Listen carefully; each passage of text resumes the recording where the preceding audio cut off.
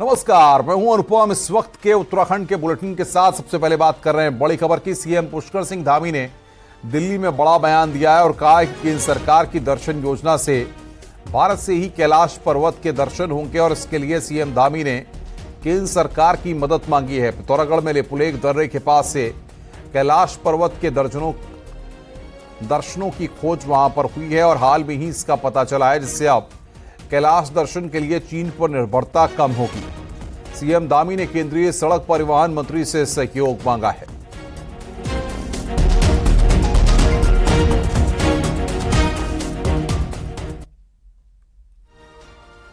दिल्ली दौरे पर मौजूद सीएम पुष्कर सिंह धामी ने आज केंद्रीय पशुपालन मंत्री पुरुषोत्तम रूपाला से मुलाकात की और उनसे उत्तराखंड में पशुपालन और डेयरी से संबंधित विषयों पर चर्चा की। मुख्यमंत्री ने केंद्रीय मंत्री से नेशनल लाइव स्टॉक मिशन योजना के तहत पशुधन बीमा की बाकी धनराशि जारी करने और राज्य में संचालित सचल पशु चिकित्सा वाहन की सेवाएं बाकी 35 विकास खंडों में भी उपलब्ध कराने का आग्रह किया है। नेशनल लाइव स्टॉक मिशन योजना के अंतर्गत राज्य में 1,45,000 से अधिक पशुओं में बीमा किया जा चुका है। सीएम ने कहा है कि केंद्र के सहयोग से उत्तराखंड में पशुपालक के द्वार पर आधुनिक तकनीकी चिकित्सा सुविधा उपलब्ध कराने के उद्देश्य से 60 सचल पशु चिकित्सा वाहन संचालित किए जा रहे हैं। केंद्रीय मंत्री ने सीएम धामी को हर संभव मदद का भरोसा दिया है। और साथ में कुछ स्थानों पर जो सैनिक बाहुल्य क्षेत्र होने के कारण से कैंटीन इत्यादि वह भी हमारे यहाँ पर अधिक खोले जाने की मांग लगातार की जाती रही है। रुद्रप्रयाग क्षेत्र में 30,000 से अधिक सैनिकों के बीच में सीएसडी कैंटीन न होने के कारण से उनको दूर दराज के क्षेत्रों में जाना पड़ता है, तो वहाँ पर कैंटीन की सुविधा के लिए वहाँ कैंटीन खोल दी जाए। साथ में ECHS का एक केंद्र वहाँ खोल दिया गया है, उसके लिए मैंने माननीय रक्षा मंत्री जी का धन्यवाद किया है।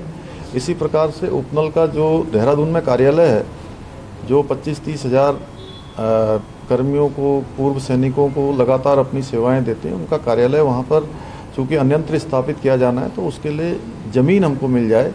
इसी प्रकार से देहरादून का जो जॉलीग्रांट का एयरपोर्ट है, उस एयरपोर्ट का विस्तार होना है, उसका विस्तारीकरण होना है, तो वहाँ पर 21 एकड़ ज़मीन NTRO की है। NTRO को हमने कहा है कि हम अन्य जगह पर ज़मीन दे देंगे, वहाँ की ज़मीन वो राज्य सरकार को दे दें, जिससे कि हम हवाई अड्डे का विस्तार कर सकें। देहरादून से बड़ी खबर है। टिहरी के डीएम रहे सौरभ गहरवार ने इस्तीफा दे दिया है। सूत्रों के हवाले से बड़ी खबर है। हालांकि रिजाइन के कारणों का साफ साफ पता नहीं चला है, लेकिन सूत्रों के हवाले से बड़ी खबर है कि सौरभ गहरवार अपना ट्रांसफर किए जाने से नाराज हैं और मुख्य सचिव SS संधू को सौरभ गहरवार ने इस्तीफा सौंप दिया है।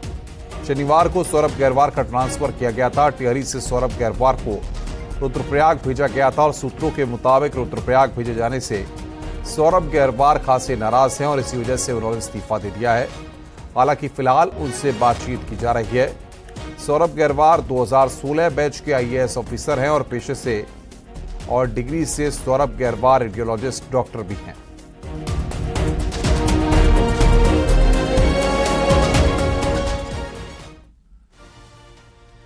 देहरादून में बन रहे सैन्य धाम में कल अमर जवान ज्योति स्थापित की जाएगी और इसके लिए तैयारियां जोरों पर हैं। शहीदों के आंगन की मिट्टी के बाद अब प्रदेश की पवित्र नदियों का जल भी सैन्य धाम के निर्माण के लिए देहरादून पहुंच गया है।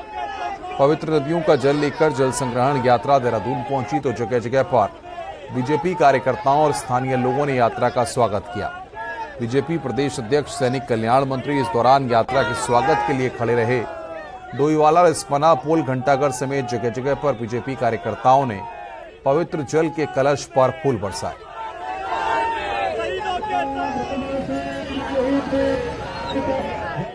उत्तराखंड की 21 नदियों का पवित्र जल आज पूरे प्रदेश में घूमकर यहां पर आया। जगह जगह इसका स्वागत हुआ और जो उत्साह मुझे आज देखने को मिला कि इस के प्रति लोगों का कितना एक श्रद्धा है, श्रद्धा का भाव है, क्योंकि ये वीरों की भूमि है। नैनीताल में चाइना पीक की पहाड़ी एक बार फिर दरकी है। पहाड़ी से बड़े बोल्डर आबादी के पास गिरने से दहशत है तो बड़े खतरे का संकेत भी इससे मिल रहा है। चाइना पीक की पहाड़ी के पत्थरों की बरसात इस कदर हुई कि पंगुट रोड तक बड़े बोल्डर आ गए हैं। कई दीवारें भी इससे क्षतिग्रस्त हुई हैं। हालांकि इससे बड़े खतरे नीचे वाली आबादी में हो रहा है। इसके साथ ही बारिश में नैनीताल के मेट्रोपोल का भी बड़ा हिस्सा दरका है। इसमें होटल का बाहरी एरिया बारिश में नीचे गिर गया है, जो अब खतरा बन गया है।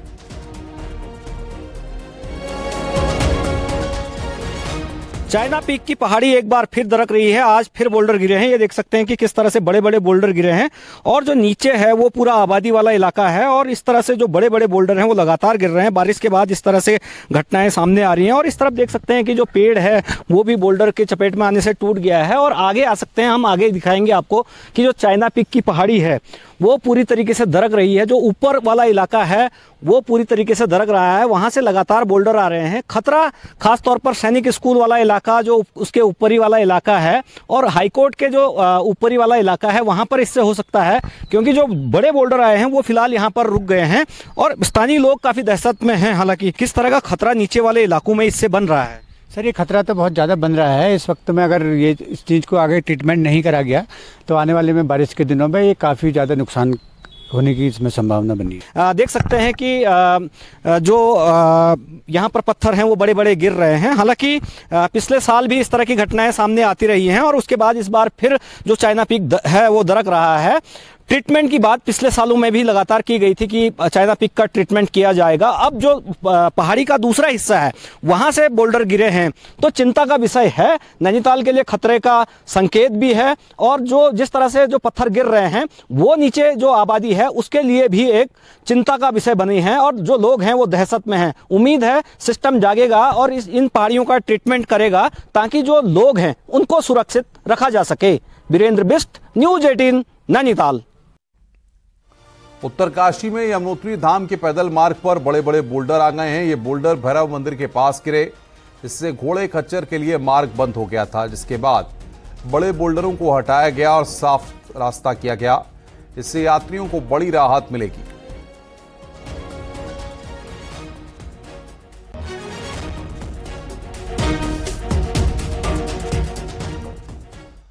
उत्तरकाशी के मझगांव में पहाड़ी से भूस्खलन होने से एक मकान और गौशाला पर खतरा मंडरा रहा है। लगातार बारिश के चलते ये हालत बने हुए हैं। बारिश होते ही ग्रामीण दहशत के साए में रहने को मजबूर हैं। ग्रामीणों ने लोक निर्माण विभाग पर आरोप लगाया है कि सड़क कटिंग करने के बाद इस जगह सुरक्षात्मक कार्य नहीं होने से ये हालात बन गए हैं। ग्रामीणों ने विभाग पर लगातार अनदेखी का आरोप लगाया है। इसके साथ ही जिले को गांव से जोड़ने वाली 4 सड़कें भी बंद चल रही हैं, जिन्हें खोलने की कोशिश की जा रही है। और रोड पे आज मतलब टूट फूट इतनी हो गई जहाँ कि हमने ग्राम पंचायत प्रधान, क्षेत्र पंचायत, माननीय विधायक जी और PWD को हमने यहाँ पे टाइम से बताया था बरसात से पहले कि यहाँ पे दीवार लगनी चाहिए। चंपावत के सूखीडांग से अगली खबर है। यहां के धुरा गांव की महिला चंद्रावती देवी पर गुलदार ने हमला किया और महिला को मौत के घाट उतार दिया। गुलदार महिला को खींचकर जंगल में लेकर गया और बाद में वन विभाग की टीम ने महिला का शव बरामद किया। चंद्रावती देवी गांव की ही 2 अन्य महिलाओं के साथ जंगल में चारा लेने गई थी। इसी बीच गुलदार ने हमला किया है। गुलदार ने शव की हालत बेहद खराब की थी। अब घटना को लेकर लोगों में खासा गुस्सा है। लंबे समय से ग्रामीण गुलदार को पकड़ने की मांग कर रहे हैं, मगर कोई सुनवाई नहीं हो रही है।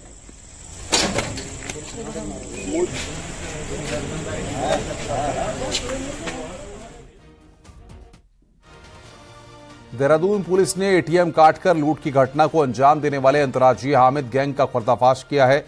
पुलिस ने 2 आरोपियों को पकड़ा। इनके पास से लूट के 4 लाख रुपए और लूट में इस्तेमाल हथियारों को बरामद किया गया है। देहरादून पुलिस ने हरियाणा के मेवात से हामिद और अनीस नाम के 2 लोग पकड़े हैं। मामले में 2 अन्य आरोपी सद्दाम और तस्लीम फरार हैं। देहरादून के डोईवाला में ATM काटकर वारदात को अंजाम दिया गया था, जिसका पुलिस ने अब पर्दाफाश किया है।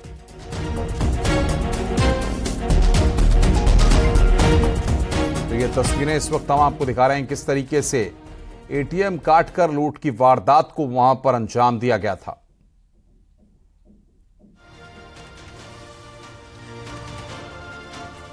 पिथौरागढ़ देहरादून के बीच हवाई सेवा शुरू करने की कवायद फिर तेज हो रही है, लेकिन पिथौरागढ़ से दिल्ली यानी कि हिंडन एयरपोर्ट की उड़ान पर अब भी ग्रहण लगा हुआ है। फ्लाई बिग एयरलाइंस को देहरादून रूट पर हवाई सेवा शुरू करने का जिम्मा सौंपा गया और अब फ्लाई बिग एयरलाइंस का 19 seater plane Jolly Grant airport पहुंच गया है। लेकिन अभी भी हवाई सेवा शुरू करने से पहले कुछ औपचारिकताओं को पूरा किया जाना है, जिसके बाद पिथौरागढ़ और देहरादून के बीच हवाई सेवा शुरू होने की उम्मीद है। लेकिन पिथौरागढ़ के लोगों की ज्यादा बड़ी मांग दिल्ली के लिए एयर कनेक्टिविटी की है। इसके लिए गाजियाबाद के हिंडन एयरपोर्ट के लिए हवाई सेवा शुरू होनी थी, मगर पिथौरागढ़ और हिंडन के बीच हवाई सेवा शुरू नहीं होने से लोग खासे नाराज हैं।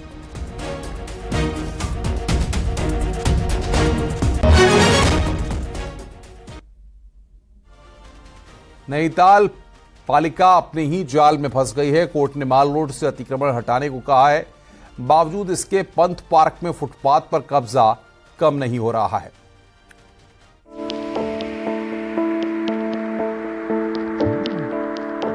नैनीताल पालिका इस समय माल रोड को अतिक्रमण मुक्त करने में जुटी है, जिससे पर्यटकों को आसानी हो, इसके लिए फुटपाथ तैयार करने पर काम हो रहा है।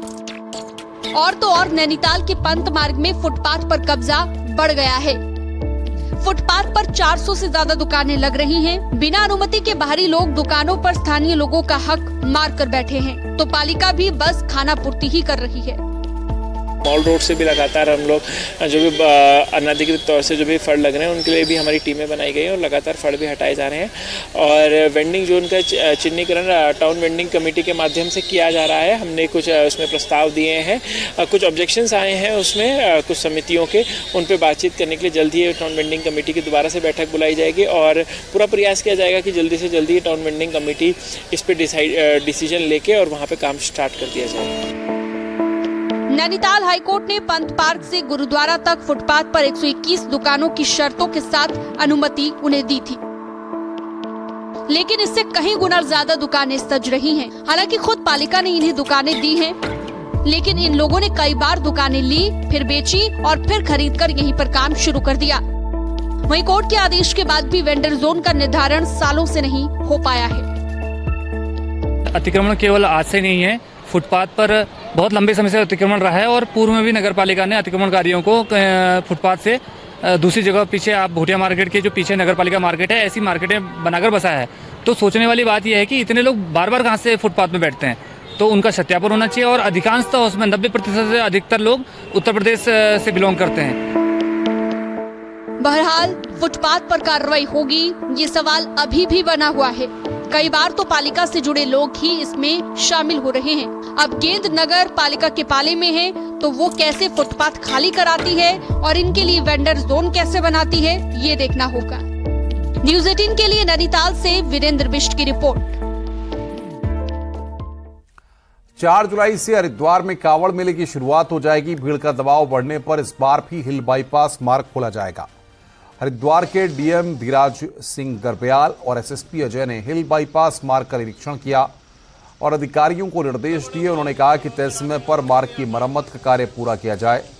डीएम धीराज सिंह गर्ब्याल ने बताया कि कांवड़ मेले के दौरान भीड़ का दबाव बढ़ने पर हिल बाईपास मार्ग खोला जाएगा।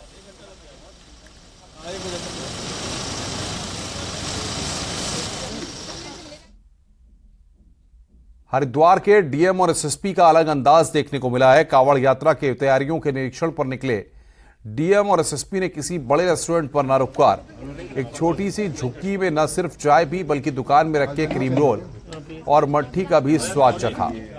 इस दौरान दुकान चलाने वाले बुजुर्ग दंपत्ति भी काफी खुश नजर आए। मीठा कम रखना है।